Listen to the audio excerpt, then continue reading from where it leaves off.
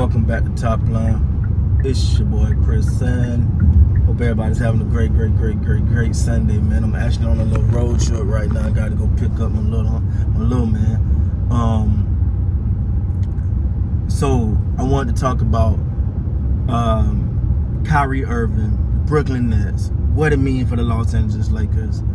I mean, if we being honest, there's no other way to say it other than the fact that Kyrie Irving really hasn't made much. I mean, this whole trade thing hasn't really progressed. You know, feel like now you're hearing reports of, oh, Kyrie is happy with the Nets, and the Nets are happy with Kyrie, and all of that, and blah blah blah blah blah. Right now, again, is this got facts to it, or is this more the Nets deciding to kind of throw these little things out there? Because what changed? I mean, what changed? Did Kyrie do something, or did the Nets see something that was different than when they originally wanted to trade him and were done with it? No. What's happening now, in my opinion, is two things. One, they're playing a game of chicken. Hey, let's throw, because you remember they were throwing all these little things out, and you know, when they were saying other teams wanted Kyrie, and the other teams came back and were like, oh, no. So they're throwing these little things out to make the Lakers be like, hey, we got to give up both of them picks. Which, me personally, I can give two S's about those picks, man. If you're gonna win. Like, to me, I'm not. Listen, and this just been on my mind today. You know, life about wins and losses, man. Either you win or you lose. There's no in between. Either you're planning to win or you're planning to lose. I hear you got to build it, and I know. So you're planning to win in the process of trying to build something. I get that part. But at the same time, man, if you're the Lakers, you're looking at this thing from the standpoint of, hey, we got LeBron James. LeBron James ain't getting no younger. You want him to stay. You better show him you all about winning now. LeBron ain't trying to help with a rebuild. You know what I'm saying? I compare LeBron in essence to like Jay-Z, right?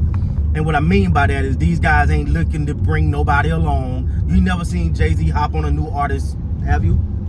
You never heard Jay-Z hop on a new artist, I'm gonna break this artist. No, that was one of his biggest fight with Dame Dash. And okay, y'all know I'm a hip hop head, so I get into my hip hop thing sometimes. But that was one of his biggest things with Dame. Dame like, yo, Jay hop on a hot song now after he's got hot, he'll remix it. But he's not gonna break no one. LeBron James, he's not really finna tutor. He's not finna bring nobody along. He's not finna build up the young guys. He's not in it for that. He's in it to win now. So if you're a Lakers front office, your Lakers management, forgive me, guys, I'm going in the tunnel real quick. If you're Lakers management, you're literally saying, hey, we got to win. If we want to sign LeBron James to an extension, we got to show LeBron James we're about winning now. If you're about winning now and you believe, whether I agree or disagree, if you believe Kyrie Irving is the answer to that win now thing, then hey man, you got to make it happen. Now for Brooklyn, on the other hand, you know, they're like, then now you're hearing Kyrie and the Nets are good, and I don't believe it. But the real reason, in my opinion, now this is just Chris talking, the real reason why they're saying that is because the Kevin Durant trade market is just not what they thought it was. They thought they can just come in there and stick up teams. Hey, we're going to give you Kevin Durant, empty everything. Teams are like, and a lot of teams look at it like, what's different than what you got? Right? Like, if I'm a team and I'm going to give you everything to give up Kevin Durant, well, I don't have a team no more. Now I just got KD here struggling because he don't have nobody around him, so it won't work. So I look at everything that that's going on right now, far as Kyrie Irving and Kevin Durant and Brooklyn now are trying to say, and maybe they are trying to keep it cool with Kyrie to say, hey man, yeah, if you guys, you know, the trade market ain't what it was, what we thought it would be for Kevin Durant. We want to bring this thing together. Now, my problem with that, and I know people gonna say, oh man, you're a Laker fan, so you just want the Lakers to get Kyrie. My problem with that is nobody's talking about the fact that Kevin Durant did not ask for a trade until Kyrie Irving opt back in. To me, that's a clear sign I don't want to play with Kyrie. I don't know how you guys take that. That's a clear sign that he don't want to play with Kyrie. Because Kevin Durant said nothing about a trade to Kyrie opt back in. And then Kyrie opted in one day, next day Kevin Durant, I want to trade, I want out, I don't want to be here no more. Listen, I think Kevin Durant is the all-time talent. I mean, generational talent. The guy can score with the best of them. I think Kevin Durant gonna have a long. I think he got a good 5+ years left, just because. Yeah, he may be nicked, but when he's on that court, there's nobody like him, man. So if you're Brooklyn, I understand it. You're like, hey, you getting one of the top players in the league. Clearly one of the top. I mean, top 2, top 3, whatever, up there. You're getting one of those guys right now. So we don't want everything. Teams are not the teams are not.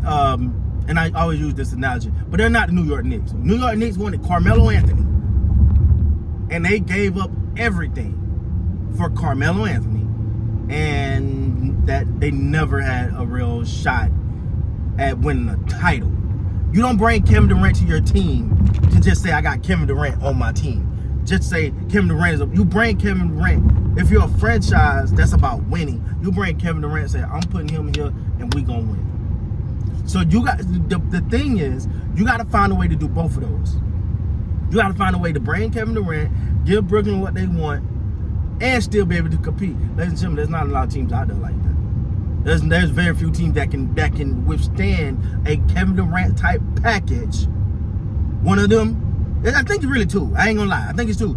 Is the Toronto Raptors, who I think offer the most, offer the best trade package with the best assets, and the Boston Celtics. Those are the two trade packages that Brooklyn can go out here and flirt with all these other teams, but they can't give them what they want. So if there's a trade, I'm gonna kind of put this in a box right now.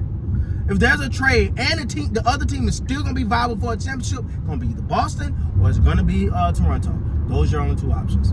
Now, and what that means for Kyrie Irving is, if you can't get rid of Kevin Durant, Brooklyn is actually digging themselves in a worse hole, because now you need Kyrie. Because now you can't sell KD on you gonna do it by yourself. He couldn't do it with Kyrie, so he damn sure ain't gonna be able to do it by itself. So now you're back to, all right, Kyrie, I know we didn't want to pay you. We kind of destroyed you a little bit in the media, kind of threw 1,000 subliminals at you, but could you come on back, man? We love it. We love you, man. You know, things just got a little rough. We love you. Yeah, that ain't gonna work. So anyway, man, that's my thoughts. That's what's going on right now. With that being said, guys, please like, comment, subscribe to the channel. Until next time, man, you guys do great.